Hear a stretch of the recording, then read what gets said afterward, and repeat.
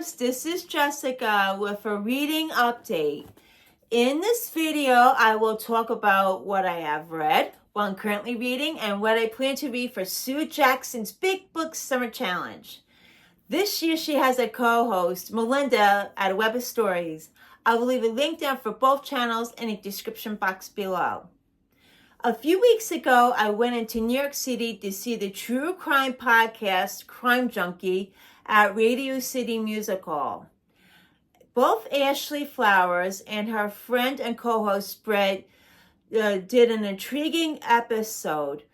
In the 1980s, this woman in Colorado was murdered, and the person that was accused of murdering her was actually innocent, and he spent many years in jail for the murder before being let out. Now this woman's family wants answers, and Crime Junkie is trying to solve the case.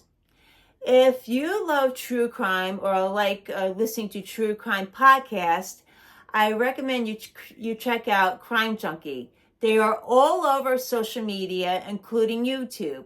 I will leave a link down for their channel in the description box below. Last week, I went to see the rock band Living Color at the Patchogue Theater. They were amazing and very tight. The lead singer, Corey Glover's vocal range was top-notch, and the guitarist, Vernon Reid, was just shredding on the guitar.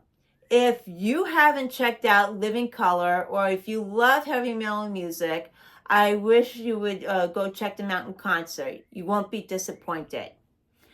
And also, last weekend, I went to the Gold Coast Book Fair at Long Island University. I met romance writers Tessa Bailey and Renee Danielle Flager. What was very interesting to me was seeing all these writers sitting on these panels talking about their writing experiences and their routine writing styles. I guess you could say that. But what I was really there to see was the tribute to Nelson DeMille, because I heard some very interesting and also uplifting stories about him. Now I will talk about the books I have read, starting off with a 5-star, A Happy Marriage by Rafael-Yglesias. Now, this is set in the 1970s with Enrique, who meets his wife, Margaret, and they live in New York City. Well, they first meet, fall in love, and get married and have a family. And the story follows them throughout the decades. Enrique is a novelist and Margaret is an artist. And Margaret is diagnosed with cancer, and Enrique now has to take care of her.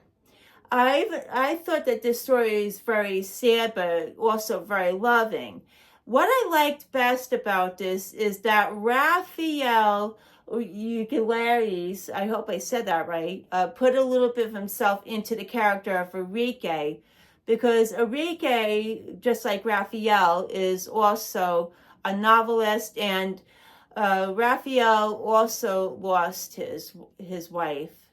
And also, I'm going to put some trigger warnings for those of you that might be sensitive to the subject if you decide to read this book. 1 star goes out to Gulliver's Travels by Jonathan Swift. Now, I didn't like this classic novel, and I give it 1 star. I felt it was all over the place, and I just didn't enjoy it. But it was also a banned or challenged book. Now, let me talk about why this was banned or challenged. According to Thorco, the reason it was censored in Ireland was it was horrible, shameful, filthy in word, and filthy in thought. Next up is independent author Craig S. Morgan's Thou Shalt Not Desire. Now, I'm not going to get too much into this story because I did a separate review here on my channel for you all to check out. But let me tell you, I was on the edge of my seat just reading this book. Now I have Ashley Flowers' book, The Missing Half. She's the host of Crime Junkie, and I'm currently reading this. I'm not going to talk too much about the book, but this is the story of Nicole and Jenna, who team up to find their missing sisters. And I'm going to do a separate video on this. Well, I'm hoping to do a separate video. So I'll let you know what my thoughts are on this book. And last, for Sue Jackson's Big Book Summer Challenge, and for my Discord server, for my book club, Just Book Girls Book Club, we will be reading Mindhunter inside the FBI's Elite Serial Crime Unit by John Douglas and Mark Olshaker. Now, this is about John Douglas, who is one of the people who designed the criminal profile of serial killers like Ed Kemper or Ted Bundy, and he interviewed those people. I'm looking forward to reading this book, but someone also told me that it's more about his personal life, which I also would find very interesting to read. So let me know in the comment section below what you all have been reading. And I want you to hit the like and subscribe buttons. Bye, Bookworms.